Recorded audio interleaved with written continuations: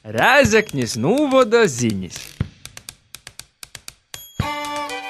Līdz ar mocību gadu atsākšanos skolānim jūsu vecākiem aktuāls jautājums arī par orpus stundu laika pavadīšanas iespējām, tamā starpā dažādiem pulciņiem, fakultatīvajiem nodarbībām. Ko pēc stundām var darīt Rēzeknis novada skolāni, vaicājam Rēzeknis novada interešu izglītības speciālistam Gunteram Skudram. Sveicināti! Vasarī! Gunter, pastāstīt lūdzu, kādas tad ir iespējas Rēzeknis novada skolānim neformālos izglītības lauciņā? Tā arī ir, ka orpus mocību procesā arī notiek neformālo izglītība, tos ir interešu izglītības programmas, vai, kā mēs saprotam, tu vienā vārdā puļceņi. Puļceņi pie skolas, puļceņi pie kultūras namam, vai puļceņi arī šobrīd arī izveidojušos dažos vītos jauniešu centros. Jā, puļceņu mūsu Rēzeknis novadā ir diezgan pietīkoši, diezgan daudz, kaut gan gribētos arī vairāk. Kopumā itamā gadā, es varbūt uzreiz tādu statistiku un skaitļus, kopumā ir 237 puļceņi visos Rēzeknis novada skolos. Un vai tad tas ir moz? Bet mēs varam puļceņam vienam īdot 1 stundu nedēļā, 2 stundas nedēļā, 3 stundas nedēļā. Ja, piemēram, ja viņi grib kaut ko izavierakstīt ļoti plaši daudz, viņi nevar paspēt, nevar to izdarīt. Jā, līdz ar to mēs mēģinām, protams, adekvāti skatoties uz to, kāds ir padarīts darbs iepriekš, kas ir aktuāls, gatavojoties dzīsmu un deju svētkiem, kas notiks ne nākošu gadu pieaugušu, bet skolānu dzīsmu svētki, kas bijis. Mēs jau domājam par deju kolektīviem, mēs domājam par koriem, mēs domājam par folkloras kūpam, mēs domājam par orķestri, kas ir Rēzeknis novadā. Ja mēs līdz ar to jīm domām vairāk stundu nedēļā, jo darbs, kas jopadara, ir liels, ja kopā ir 237 puļceņi, ir likmjos, ja mēs to porvēršam, tos ir 25 likmes, pilnas likmes, visam školam. Mums Rēzeknis novads ir liels, tas ir galvas novads, lielākais Latvijā, līdz ar to salīdzinot arī jau informācijas telpā izskaņātis, ka par 150 bērniem ir mazāk, līdz ar to tas finansējums attiecīgi arī tiek sadrumstalots un paliek mazāks. Bet ar to arī nezabeidzās interešu izglītība. Interešu izglītība turpinājās arī, ka pie skolām ir speciālos finansējums, kas ir kā fakultatīviem domāts, var arī pagrīst interešu izglītībā, neformālai izglītībai arī tūl naudiņi. Pogosts arī attiecīgi arī finansē, jo gan skolu jaunatni, gan arī pieaugušos puļceņus pogosta porvaldis arī finansē noteiktus kolektīvus. Tā kā viņi nenotiek tikai pie skolas, bet arī var notikt pie kultūras namam, arī var notikt kaut kādā citā vietā, citādā pasniegšanas veidā. Vēl bez puļceņiem, kas ir dejošana, dzīdošana, kas ir visos laikos bijis populārs, kādu vēl popularitāti iegūst tagad puļceņi? Kas vēl ir mums ļoti vajadzīgs, mēs atbalstam sportam. Ja tas ir atļauts, ka no interešu izglītības mēs atbalstam sportam. Ne profesionālajam sportam, ne sporta, skolas atbalstam vai treneru vai kaut kas, bet lai bērni vienkārši varētu savos skolos nozadarboties ar sportu. Kaut vai spēlēt futbolu, volejbolu, basketbolu, kaut vai kaut kādas ritmiskos vingrošanas lītes, ja tā toļāk, lai vienkārši varētu brīvi pavadīt laiku, lai kaut ko iegūstu līderīgi, nevis vozojoties visapkārt, gaidot savu autobusu vai ejot uz sātu. Pie sporta mēs pieskaitām arī riteņbraucējus, kas pavasarī piedalās CSDD sacensībos, kur notiek velosipēdistiem sacensības. Pie sporta arī ir turisms, kad mēs organizējam turisma salidojumus. Daudzas ir lietas. Sports, protams, arī porēji puļceņi, kas ir saistīti vides, piemēram, puļceņi, kas saistās ar dažādu vides lītom, ornitoloģija, putnu izpēte, dabas izpēte, upju, azaru, visādu krostu, tā toļāk izpēte vides lītas.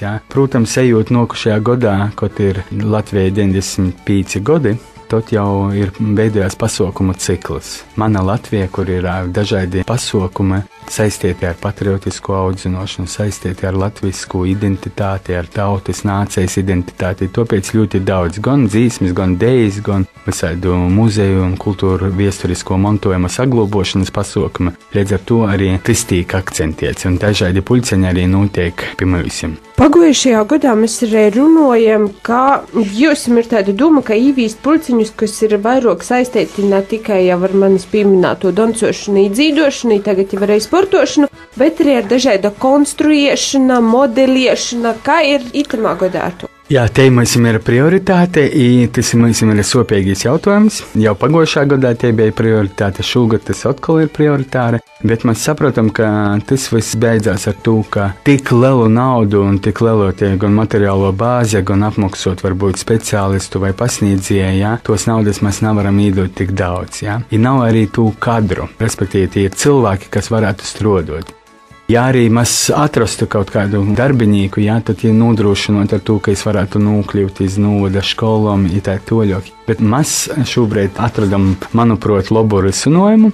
Mums ir sadarbības līgums ar Riezeknes augšskolu. Mēs jau no itos sastāvdaļas, no 20. oktobra, Riezeknes novada skolāni varēs doties iz Riezeknes augšskolu. Iz visam 3 ākam, kas ir Riezeknes augšskolā, kur notiks 6 veidu pulceņi. Tīši es varu nosaukt elektronika, mehatronika, interjera vides dizains, vides izlūki, programmēšana un alternatīvo enerģiju. Ir pieteikušies uz itiem pulceņiem aptuveni 250 bērni no Riezeknes novada.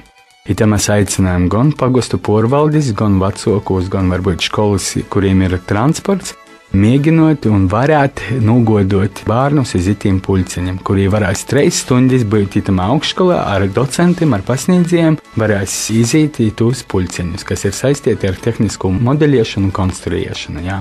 Mēs apmaksājam, kā Riezeknes novada pašvaldība apmaksājam uzņēmumu līgumus, pasniedzēju darbu un materiālo bāzi, kas ir vajadzīgs itīs vietas, ir lūgums pagostu porvaldiem, ka viņi savus bērnus varētu nogodot uz Riezekni. Tas tāds varētu būt appusējis sadarbības līgums, jā. Katru gadu skolānim ir iespēja dalīties dažādos novada mēroga konkursos, vai varat pastāstīt, kas gaidāms itamā gadā? Mums paliek tie konkursi, kas ir no valsts nozīmēti konkursi, jā, arī, protams, mūsu paša Riezeknes novada konkursi. Un viens no tādiem pirmajiem tuvākiem jau bijis konkurss Mana Latvija, kur pamatškolas cīņāsies savā starpā par zinošanām par Latviju. Tāpat Riezeknes novada konkurss ir erudīts, šogad mēs īmam tādā uzņēmēja darbības laukā, jaunītas biznesa pasaulī.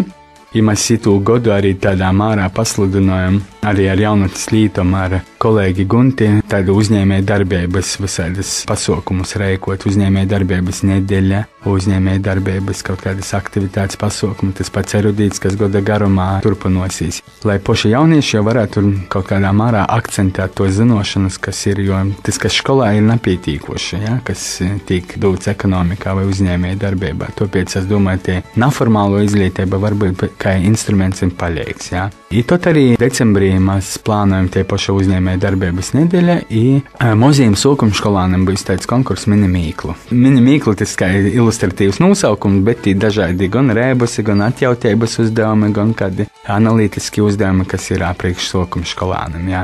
Tos arī tādas aktuālākas, vēl vīna, kas jau tuvākīs pasaukums bijis, bet mēs organizējam kā Riezeknes novada, bet Latgaļas mēroga. Tas bijis jauno kristīgo vokālistu konkurss Dzīsma sporni, kur piedalīsies no Latgaļas daudzi vokālisti vai arī grupas, un šobrīd jau ir man 12 pieteikumu, vēl pieteikums līdz pašam novembram turpinosies. Es domāju, ka varētu būt plašs tas konkurss koncerts. Jā. Tas būs 3. novembrī, brīvdienu nedēļā, sastāvdaļā, kur arī ar vecākiem var atbraukt bērni, piedalīties tādā ne tikai konkursā, bet arī tādā koncertā. Un vēl noslēgumā teicis, vairāk vai mazāk filozofisks jautājums, vai tev kā Rēzeknes novada interešu izglītības speciālistam ir tāda gandarījuma sajūta, ka Rēzeknes novadā neformālos izglītības jomā viss ir izdarīts, viss ir vislabākajā kārtībā, un Rēzeknes novada bērni un jaunieši no skolas brīvajā laikā var apmeklēt visdažādākos pulciņus un savu brīvo laiku izmantot līderīgai. Es varu pasakāt, ka, protams, nā. Ka viss nav izdarīts, un laikam nekad to arī nevarēs izdarīt, jo vienmēr prasības pieaug, īpašiem bērniem, īpašiem jauniešiem, vēlmes ir prasības.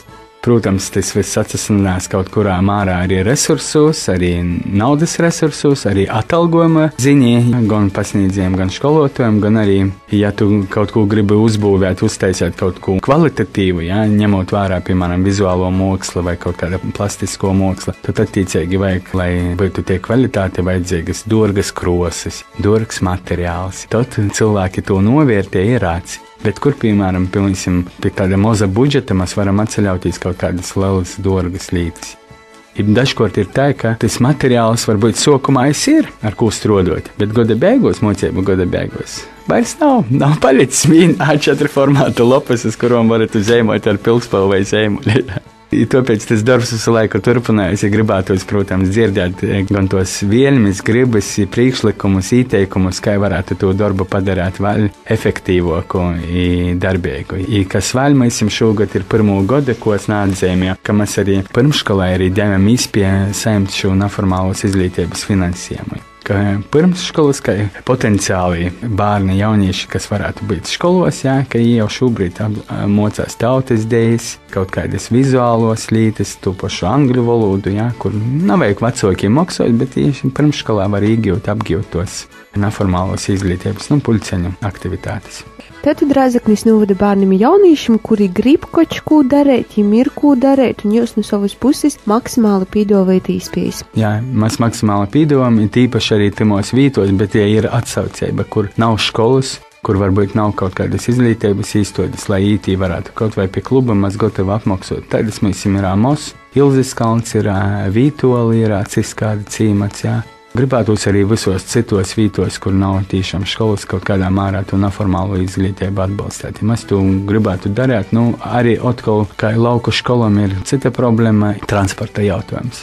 Šobrīd mēs domājam varbūt par tādām īspējām, ka varētu kursēt tas transports ne tikai beidzot pēc skolas, pēc pagarinotos dienas grupas braukt 3,5–4 projām, bet arī kaut kāda īspēja priekš tādiem, kas varētu palikt skolā neformāli apzemocēties, ka viņi varētu vēl aizbraukt kādā citā laikā vakarā. Šobrīd ir tas domāts, jo tā ir, ka mocību process ir tad uzreiz visi brauc projām, priekš interešu izglītības vai paliek tikai tī, kas tuvai skolai dzīvo, vai timā cīmatā, bet porētī nakļaus. Ja vecāki nodrošina, tad jā. Sirsnīgs paldies jums par sarunu! Par neformālo izglītību Rēzeknis novadā stostie Rēzeknis novada interešu izglītības speciālists Gunters Skudra, bet sarunu vadīja Laura Sondere. Tos bija Rēzeknis novada ziņas.